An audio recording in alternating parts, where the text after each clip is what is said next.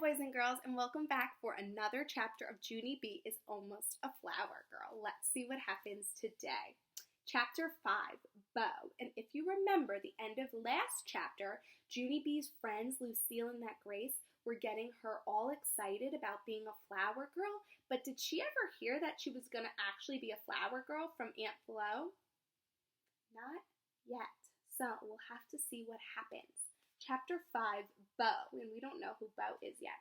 I skipped home from my bus stop very thrilled, because I had good news, of course. My Grandpa Miller was babysitting baby Ollie. They were playing on the floor together. I runned and jumped on the couch. Grandpa Miller, hey, Grandpa Miller, listen to my good news. I'm going to be the flower girl at Aunt Flo's wedding, and so what do you think of that, sir? Grandpa Miller stopped playing with Ollie. He did a funny look at me. What? He said. Are you sure about that, Toots? Sure I am. Of course I'm sure, I said, because me and my friends decided it at school today. And now all I need to do is tell Aunt Flo. Is that how being a flower girl works? Absolutely not. Usually the bride is the one who asks the small girl or sometimes boy for a ring bearer if they would like to be in the wedding. The kids don't tell the bride if they're going to be the flower girl. I zoomed to the kitchen and got my mother's address book. Then I zoomed right back to my grandpa. Here, Grandpa Miller, tell me Aunt Flo's phone number. I need to call her this very minute. Grandpa Miller scratched his head. Gee, I don't know, honey, he said. This doesn't sound like a good idea to me. What if Aunt Flo has already made arrangements for a flower girl? I laughed out loud at that silly man. Yeah, only how could she already make arrangements for a flower girl when she doesn't even know it's me yet? Grandpa Miller covered his face with his hands. He did a groan back there, I think. I pulled on his sleeve. Come on, Grandpa. Look up the number. Please, please, please, I begged. You really need to wait and discuss this with your mother, he said.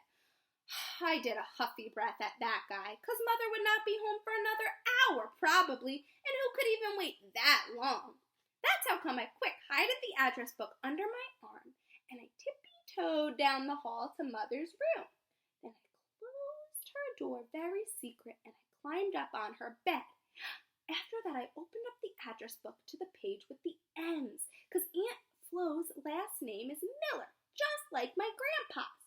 And what do you know? I spied it right away. F-L-O, I spelled real thrilled. F-L-O spells Flo. And here's another good thing. Aunt Flo's phone number was right next to her name. Well, that's how phone books work. Hey, this project was easy as cake, I said. After that, I dialed the number speedy quick. It ringed and ringed. Hello, said a voice. I did a gasp. Hey, what do you know? I did it, Aunt Flo. I called you right on the telephone. Aunt Flo's voice sounded curious. Junie B, she said, is that you? Yes, it is me, Aunt Flo. It's Junie B. Jones, and I've got the bestest surprise you ever heard of. Then all of a sudden the surprise popped right out of my mouth. I'm going to be the flower girl at your wedding, Aunt Flo, and so this is your lucky day, Madame. I run all over the bed. Wait till you see me, Aunt Flo. It will be the bestest flower girl you ever saw. Should she be calling her aunt without her parents' permission? Definitely not. Let's see. Because Lucille already showed me how to throw flower petals, and Grace showed me how not to trip. Mother thinks I'm a baby, Aunt Flo, but I'm not. I'm a grown-up lady. Wait till you see me. Just wait till you see me. Aunt Flo didn't say any words. I tapped on the receiver with my fingers. Aunt Flo, where did you go? Finally, she talked again. Yes, well, I'm here, Junie B, she said. It's just that your news sort of caught me off guard. I bounced on the bed some more. Hooray, I said. Hooray for off guard. Right, Aunt Flo? Because off guard is like a big surprise, right? And so what kind of dress would you like me to wear? I think it should be long, all the way to the floor. I grinned real big. And guess what else? Maybe I will also wear a blue fake bunny fur cape. Aunt Flo didn't talk again. I looked into the phone with my eyeball.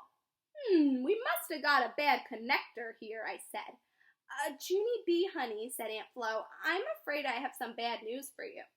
Just then I felt sickish in my stomach, because bad news is not that good usually. My voice got quieter. Can you think of what the bad news might be? Can you make a prediction? My voice got quieter. What kind, Aunt Flo? I asked, very nervous. What kind of bad news? Oh dear, I don't really know how to tell you this, Junie B, but, well, Joe and I have already chosen a flower girl for the wedding, honey, and I'm afraid it's not you. I did a gulp. Who are you afraid it is? I asked. It's Bo, said Aunt Flo. Bo? Bo is Joe's little sister, said Aunt Flo. Joe? Joe is the man I'm marrying, said Aunt Flo. Joe asked Bo. Oh, I whispered. Just then my eyes got tears in them. I gotta go, I said.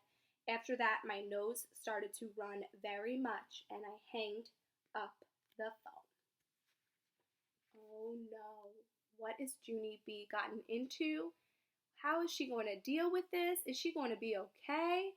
Do you have any suggestions what Junie B should do? Some advice? What would you tell Junie B if she came back to school the next day and you were her friend? What would you tell her to do? Bye.